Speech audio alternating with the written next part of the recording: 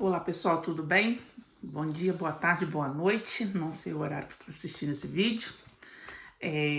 No vídeo de hoje nós vamos fazer as correções de alguns exercícios que eu marquei para vocês fazerem na semana passada. Então eu queria que vocês pegassem a apostila, pegassem o caderno de atividades para a gente poder fazer as correções, tá? Lápis, borracha. Aí eu queria dar uma orientação para vocês que vai pausando o vídeo, né? Porque é bem provável que você vai precisar corrigir, complementar alguma coisa. Então você já vai acompanhando isso junto comigo, tá bom? Bom, vamos começar pela apostila.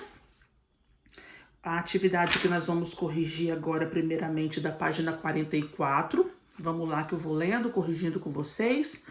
E qualquer dúvida, vocês vão pausando e complementando, tá bom? Vamos lá. Número 1.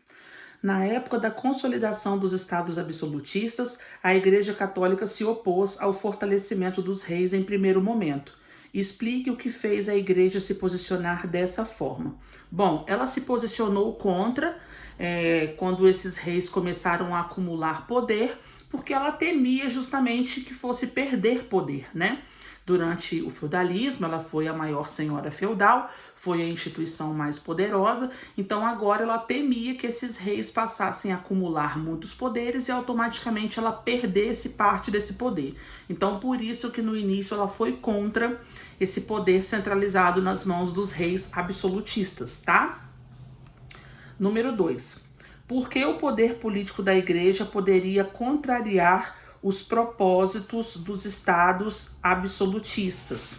Bom, o poder político da igreja poderia contrariar porque ela poderia intervir no acúmulo de riquezas que esses reis estariam desempenhando. A Igreja Católica exigia o pagamento do dízimo, como vocês sabem, ela era contra a usura, né? Criticava esse acúmulo de riquezas. Então a Igreja Católica poderia ser um empecilho para que esses reis colocassem em prática todos esses projetos econômicos que eles pretendiam fazer, tá bom? Bom, agora nós vamos para a atividade que eu marquei da página 46. Nós temos um quadro para vocês preencherem na aba Organize as Ideias. E lá em cima diz o seguinte: conforme você estudou, vários setores da sociedade estavam descontentes com a igreja no início do século XVI. Complete o quadro a seguir com os principais motivos de descontentamento dos grupos indicados. Bom, os reis absolutistas estavam insatisfeitos por causa da interferência que a Igreja Católica fazia nas suas práticas, né? Principalmente em relação às suas práticas econômicas, quando ela criticava a usura.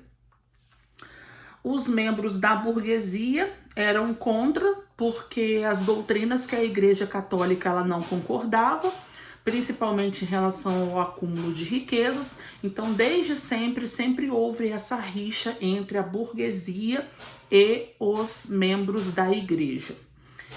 E membros da igreja que estavam descontentes com a própria postura dela, pelo fato de que a igreja pregava algumas coisas, mas fazia e colocava na prática o contrário. Então, alguns membros da própria igreja, o próprio Martinho Lutero era um monge católico, ele passou também a se mostrar contrário ao que a igreja pregava. Então, você percebe que dentro da própria igreja também surgem pessoas que não concordavam com as doutrinas que ela pregava. Bom, agora nós vamos para a apostila,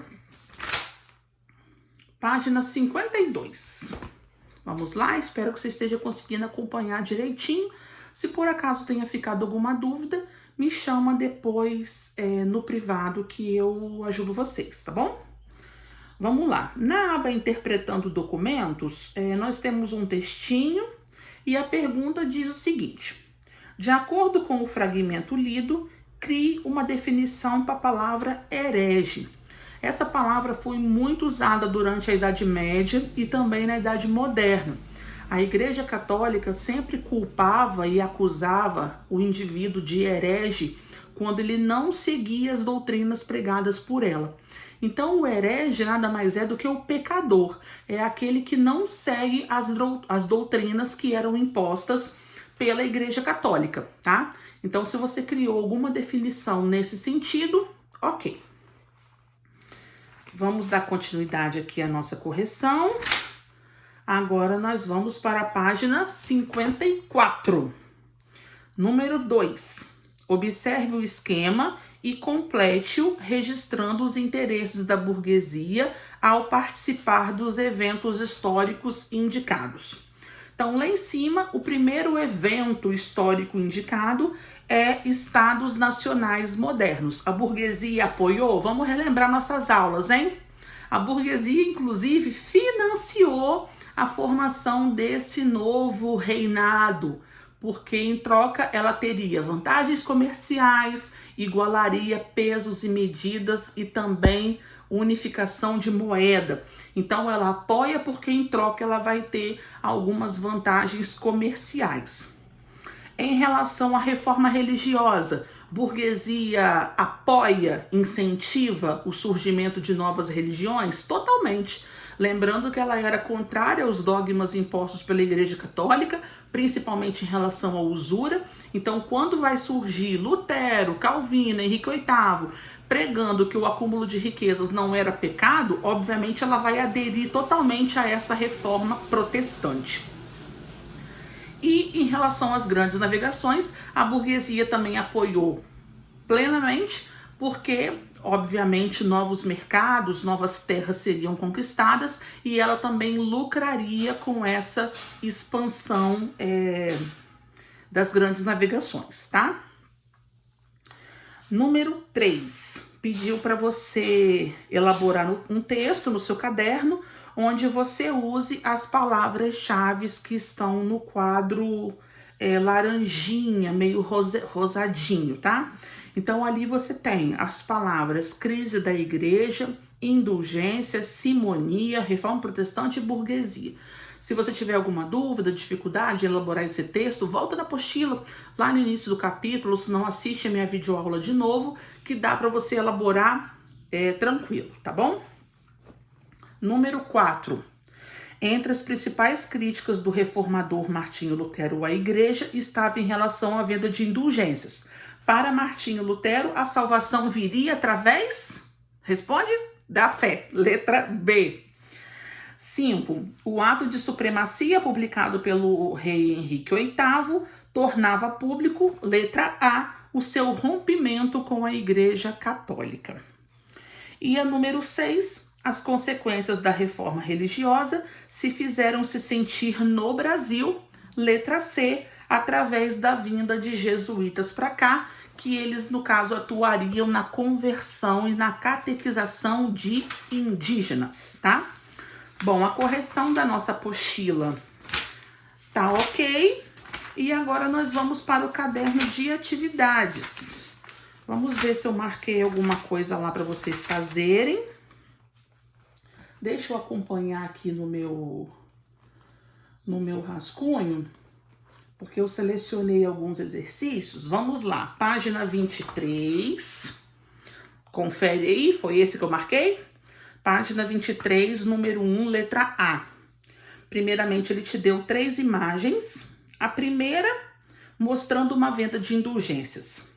A segunda imagem é o episódio em que Martinho Lutero prega as 95 teses na catedral que ele atuava.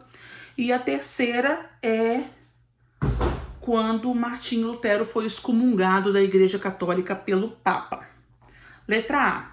Essas imagens representam 3 momentos da Reforma Protestante. Quais são elas? Opa, já respondi, né?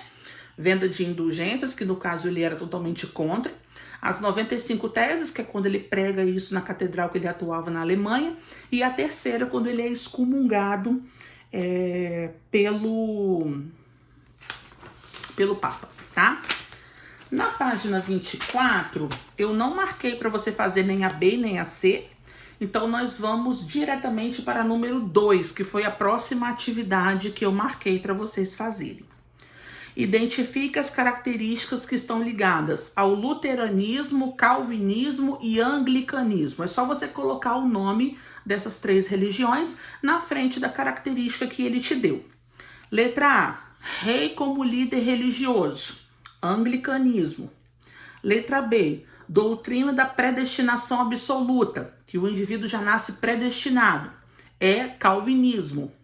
Letra C, confisco de terras e bens do clero, o anglicanismo que desempenhou essa prática, tá? Letra D, salvação por meio da fé, luteranismo. Letra E, aproximação com a burguesia, calvinismo. F, tradução da Bíblia para o idioma alemão, luteranismo. E letra G, inexistência de hierarquia na igreja. Você vai encaixar dois nomes aí, hein? Luteranismo e calvinismo, que as duas adotaram essa prática, tá? Agora, nós vamos para o número 3, página 24. Nós temos um texto para você ler aí, espero que você tenha lido, conseguido fazer direitinho. Vamos corrigir comigo agora. Agora, com base no texto e nos seus conhecimentos, responda. Letra A. Por que a tradução da Bíblia fortaleceu o movimento da reforma? Fortaleceu porque as pessoas passaram a se sentir mais próximas de Deus.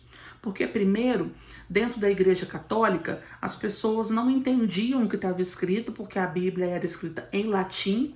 As principais missas, celebrações também eram em latim, então havia uma distância muito grande da religião com o indivíduo. Agora não, com a Bíblia sendo traduzida, o indivíduo passou a se sentir parte daquela religião. Por isso que houve esse fortalecimento. Letra B. Que relação as pessoas estabeleceram com os textos sagrados após a tradução deles? Bom, depois da tradução, as pessoas passaram a buscar conforto nas palavras divinas. Passaram a ler a Bíblia para buscar conforto para os seus problemas, para buscar realmente um auxílio quando se sentiam sozinhas e perdidas, tá? Coisa que elas não podiam fazer quando a Bíblia era em latim. E agora nós vamos para a página 25, número 4. Bastante dever, hein? Vamos lá. A crise interna da Igreja Católica e a rápida expansão da Reforma Protestante contribuíram para a Contra-Reforma. Explique essa afirmação. Bom, a Contra-Reforma, como vocês já sabem, foi um movimento que a Igreja Católica criou para conter a perda de novos fiéis. Então, a Contra-Reforma nada mais é do que a resposta da Igreja em relação à Reforma Protestante que estava sendo criada. Vamos relembrar o que ficou decidido nessa Contra-Reforma? Que todos os dogmas da Igreja seriam reafirmados, somente a venda de indulgência não aconteceria mais. Então, a Contra-Reforma foi uma maneira que a Igreja Católica encontrou de buscar o seu caminho e evitar a perda de novos fiéis. Número 5. Considerando o contexto de reforma e contra-reforma, relaciona as colunas. Então, a número 1 fala de venda e falsas relíquias sagradas. Essa está associada ao termo simonia. A Igreja Católica, infelizmente, praticava muito isso durante a Idade Média e início da Idade Moderna, antes da Reforma Protestante acontecer. 2. Venda do perdão dos pecados, no caso é a venda de indulgências, o segundo parênteses que está do outro lado. Número 3. Conjunto de textos escritos e pregados na porta da Catedral de Wittenberg. Nós temos as 95 teses e a diminuição do número de fiéis é a expansão da Reforma Protestante, número 4. Então, a sua sequência ficou de cima para baixo, 4, 2, 1, 3, ok? E agora, número 7. Leia com atenção as informações a seguir. Nós temos aí vários acontecimentos relacionados ao surgimento dessa nova religião, que é a religião protestante. E ele pediu para você marcar V ou F, tá? Letra A. Lá já estamos na página 26, tá, gente? Virei a folha. É possível estabelecer uma relação entre a Reforma Católica e a história do Brasil. Totalmente verdade. Tem uma relação muito próxima, porque a vinda dos padres jesuítas para cá, não sei o quê, acaba sendo um reflexo dessa Reforma Protestante. B. Os efeitos da Contra-Reforma foram sentidos somente na Europa? Não, o próprio Brasil participou disso, né?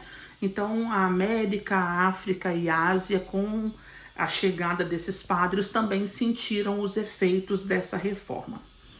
Letra C. A reforma e a Contra-Reforma são processos desvinculados, ou seja, que não tem uma relação, tá errado. A gente sabe que um acaba sendo consequência do outro. E a letra D, no decorrer do século XVI, ocorreram pelo menos 3 processos transformadores na Europa, que no caso é o luteranismo, o calvinismo e o anglicanismo, certo? Então a sua sequência ficou de cima para baixo. V, F, F, V.